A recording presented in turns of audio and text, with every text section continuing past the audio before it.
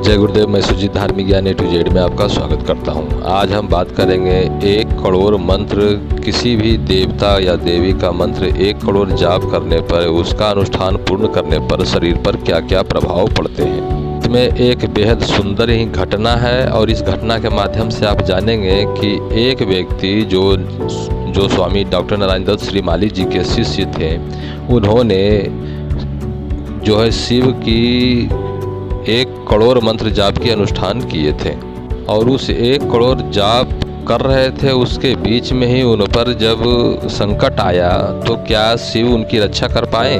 उस मंत्र जाप का वहाँ के जो वातावरण थे उसका ऊपर क्या प्रभाव पड़ा, आज इसी पर हम बात करेंगे। घटना उस समय की है जब एक स्वामी डॉक्टर नारायण दत्त श्रीमाली जी के शिष्य जो होते हैं वे जो है अपने गुरु के पास जाते हैं और कहते हैं कि हमें 1 करोड़ मंत्र जाप का अनुष्ठान करना है और मुझे शिव मंत्र का ओम नमः शिवाय का अनुष्ठान करना है, मुझे क्या करना होगा।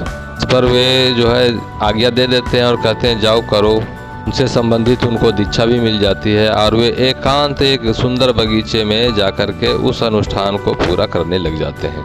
ऐसा लग रहा था कि जैसे 1 वर्ष में लगभग यह पूर्ण होने वाला है। ओम नमः शिवाय मंत्र का जब वे जाप शुरू किए थे तो कुछ महीने 3-4 महीने वहाँ पर बीत चुके थे और वे बड़े ही दृढ़ निश्चयी साधक थे। वे बिल्कुल संकल्प लेकर के साधना कर रहे थे। वे मंत्र जाप का जो अनुष्ठान था उसे पूर्ण करने में लगे हुए थे। वह मंत्र जाप बेहद धीमे स्वर से हो रहा था। उसकी आवाज़ यानी कहीं भी दूर तक नहीं जाती थी। वे बस स्वयं बोलते थे और स्वयं सुनते थे। इस समय में वहाँ 3 अघोरी आए। वे जो अघोरी थे बिल्कुल उदंड थे और वे मारण प्रयोगों को जानते थे और उनमें अहंकार भी आ गया था कि अब मैं किसी को भी मार सकता हूँ, शिव की मेरे ऊपर कृपा है। और वास्तव में उनके पास जो मारण क्रियाएं थे वो बेहद ही घातक थी। उनके नज़र में ये बैठा सन्यासी जो निखिलेश्वरानंद जी के शिष्य थे, ये बिल्कुल घास पात के तरह लग रहे थे। उनके सामने उनकी कोई हैसियत नहीं, ऐसा उन्हें लग रहा था। यही कारण अघोरी उस साधक का अपमान करने लगे, उपहास करने लगे। वे बोलने लगे कि तू बैठा यहाँ क्या कर रहा है, क्या तुम कर रहा है या कौन सी क्रिया है, इससे करने से तुम्हें क्या लाभ मिलने वाला है। लेकिन उस अघोरी की जो प्रश्न थे उसका कोई उत्तर वे साधक नहीं दिए।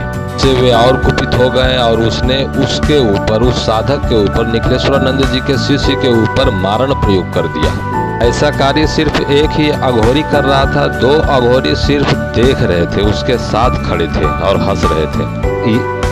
अगर कोई साधारण मनुष्य होता तो वहीं पर वह मर जाता। उस मारण प्रयोग को झेलने की क्षमता साधारण पुरुष में नहीं है और वे शिव की साधना में लिप्त थे। ये उनके ऊपर, उनके शरीर में ऐसा अनुभव हुआ कि कोई शरीर पर चींटियां चल रही है।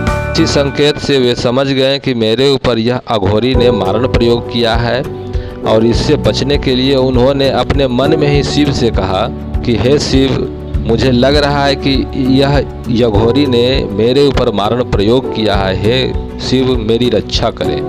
उस साधक की इतनी कहानी थी, वे इतना बोले और अपने मन में ही बोले कि वह जो अघोरी मारण प्रयोग किया था वो बिल्कुल तत्काल यानी जमीन पर गिर पड़ा और खून की उल्टी करने लगा। और साथ में जो 2 अघोरी थे उसे उठाए, खड़ाते हुए वह अघोरी कहा कि तू बहुत कुछ जानता है, तू मेरे प्रयोग को झेल लिया और मेरे ऊपर ही इतना मारण, यानी मुझसे भी बड़ा मारण प्रयोग किया है, तू कोई साधारण योगी नहीं है। इतना कहता और तुरंत भाग चला तीनों। उन तीनों के भाग जाने के बाद निखिलेश्वरानंद जी के जो शिष्य थे उन्हें अनुभव हुआ कि शिव कितनी जल्दी हमारी बात को सुन पाते हैं, किस प्रकार शिव ने हमारी रक्षा की। यह बात उन्हें उसी समय मालूम हुआ कि जब मैं किसी के ऊपर आश्रित हो जाता हूँ, किसी के भीतर अपने आप को विलीन कर देता हूँ, तो वे हर हाल में हमारी रक्षा करते हैं, हर बात सुनते भी हैं। यह बिल्कुल सत्य घटना है और उसके बाद उन्होंने अपने उस अनुष्ठान को पूर्ण किया। इससे यह पता चलता है कि अगर आप में क्षमता है, अगर आप उनके ऊपर आश्रित हैं, आपने अपने को उनके ऊपर न्यौछावर कर दिया है, तो वह कोई भी देवी हो, देवता हो, आपकी हर एक बात तत्क्षण सुनते हैं और आपकी मदद के लिए तुरंत प्रयुक्त होते हैं। और आपका कोई अनिष्ट होने नहीं देते, वे तुरंत प्रस्तुत हो जाते हैं। यह बिल्कुल सत्य घटना है और 150 साल की नहीं, बिल्कुल उससे भी पहले की है। यह स्वामी निखिलेश्वरानंद जी के समय की है। अगर यह वीडियो आपको अच्छी लगे तो चैनल सब्सक्राइब करें, वीडियो लाइक शेयर जरूर करें। अंत तक देखने के लिए धन्यवाद।